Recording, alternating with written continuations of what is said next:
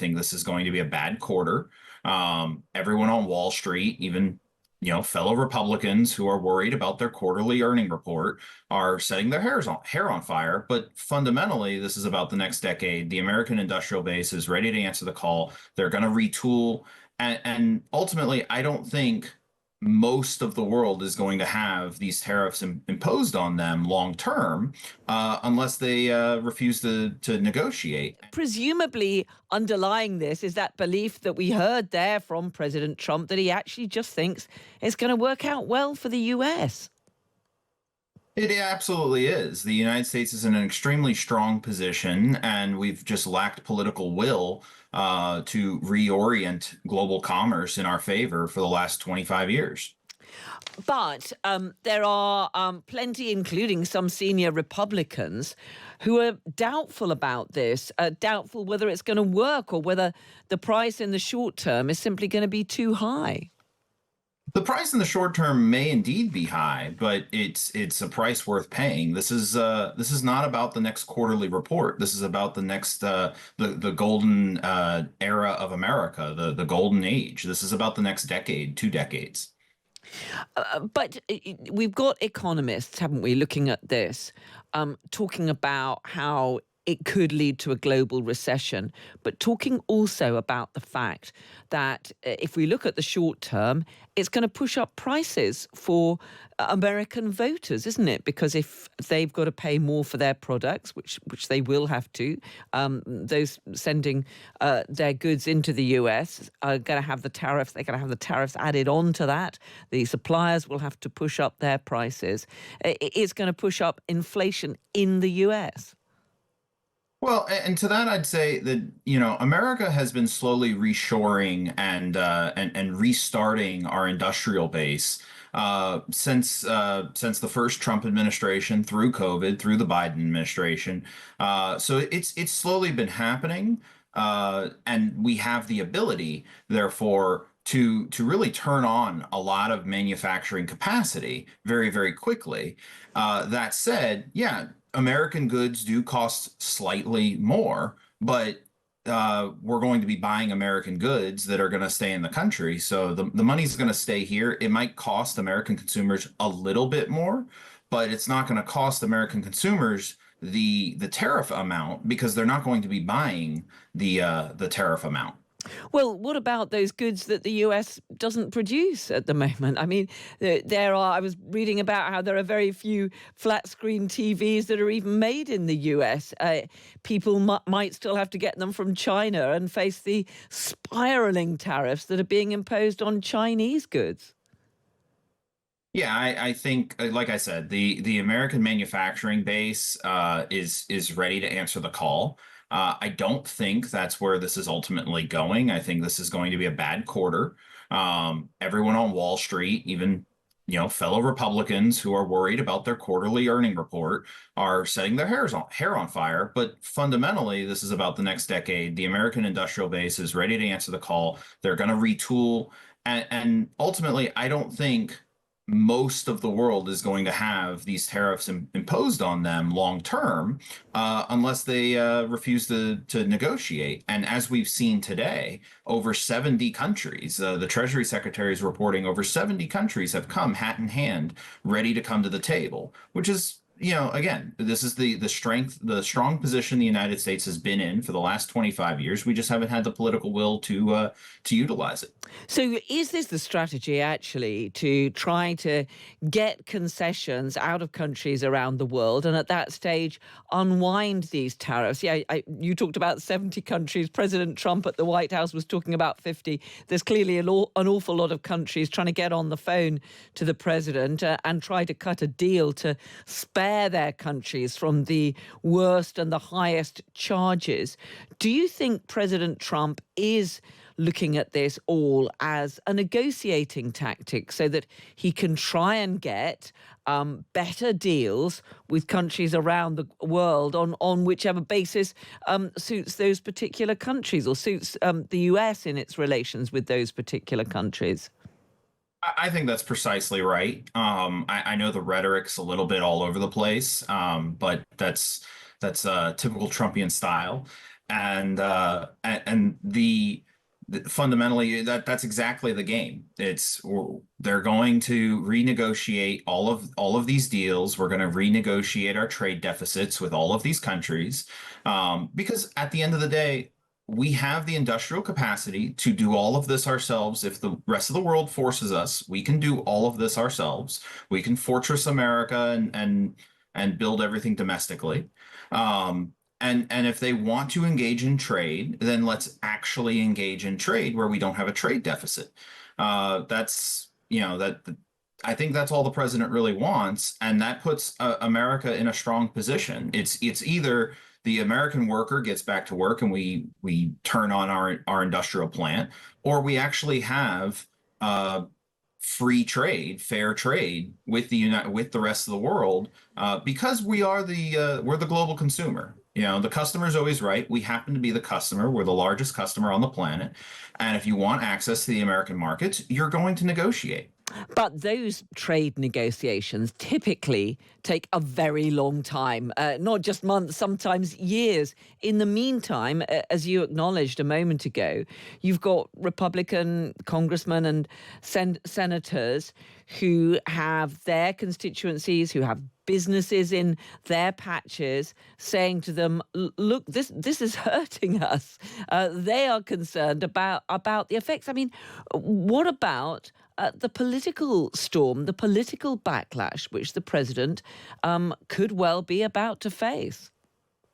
Well, I mean, the political backlash is the midterms, which are a solid 18 months out, slightly more than 18 months out. And, and we got plenty of time. This is going to be a bad quarter. Everyone's going to come to the table. I don't think any of this no other country wants this to drag on for more than a quarter. It hurts them more than it hurts us. In the meantime, we reshore our industrial base. The longer this takes, the better it is for our blue collar workers and for our factories.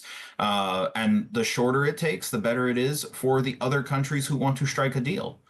But you talk about reshoring the industrial base. Again, that's not something that happens swiftly, is it?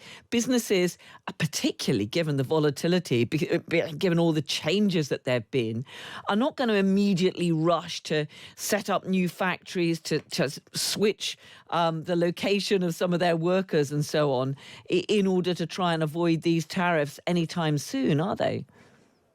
Well, but it's been happening. That's the whole point, is that it's been happening slowly in the background for more than 5 years now. It's been happening through the first Trump administration, definitely through COVID, it's kind of stabled off. But since Trump has come back into power, we've seen massive pledges of investment, of reshoring.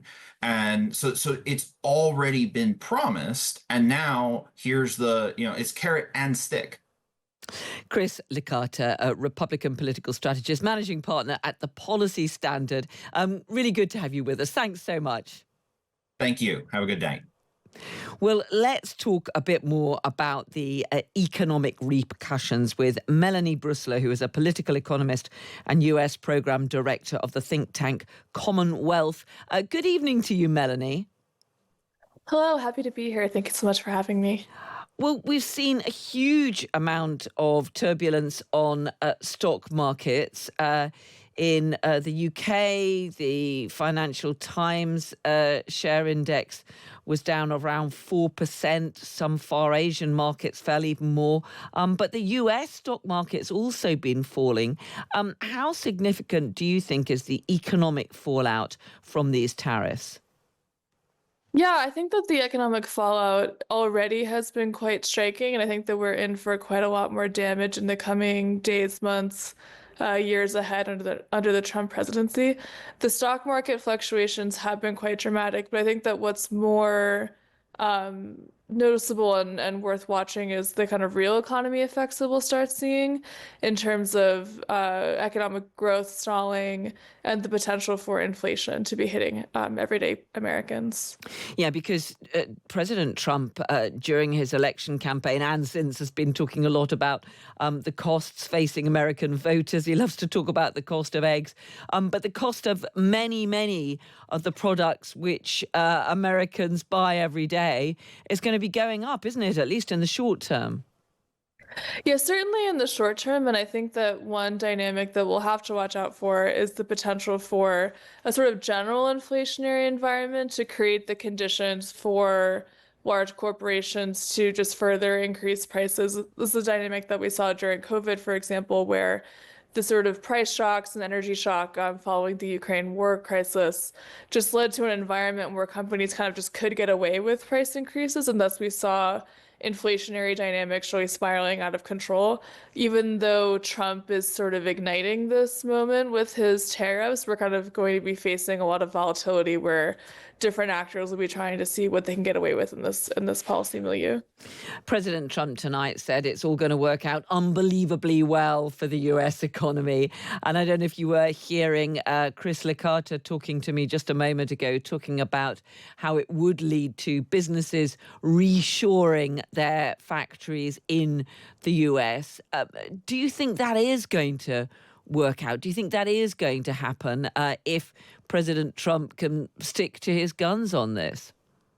Oh, certainly not. And I'd say that there's two really important dynamics why I think that that's not the case. First of all, Trump's policies in general are really ill-equipped to be supporting the reshoring of American manufacturing, just as a first instance. But then also the nature through which he's been announcing these policies and moving all over the place and being really bombastic has created a kind of more general feeling of uncertainty for businesses, where I think that even if Trump were to roll back all of these policies tomorrow, there's no business that's going to be doing any investment under the Trump presidency. They're going to be waiting for a much more stable regime to come into power.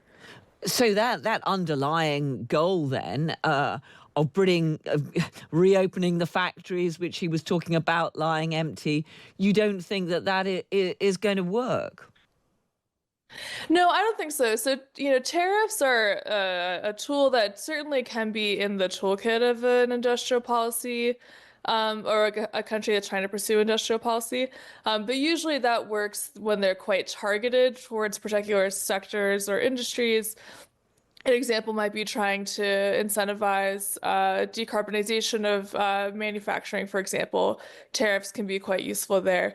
But the way that Trump has done this policy is just totally, totally aggressive, and then without any sort of other policy mechanisms to be supporting investment, such as public subsidization of investment, other policies, and also the kind of whipsaw effects that we're already seeing in the economy, such as the potential threat of a recession, will kind of be working at cross purposes where even if tariffs might potentially make U.S. consumer goods price competitive, if we're seeing a decrease in demand because of a recession, that's not really going to help domestic manufacturers. And also, I think that's part of Trump's rhetoric and imaginary around this stuff kind of doesn't envision the way that globalization has happened, where it's not just the case that we receive final produce goods in the US, we have fully globalized supply chains. So even if you had a company that was going to invest in expanding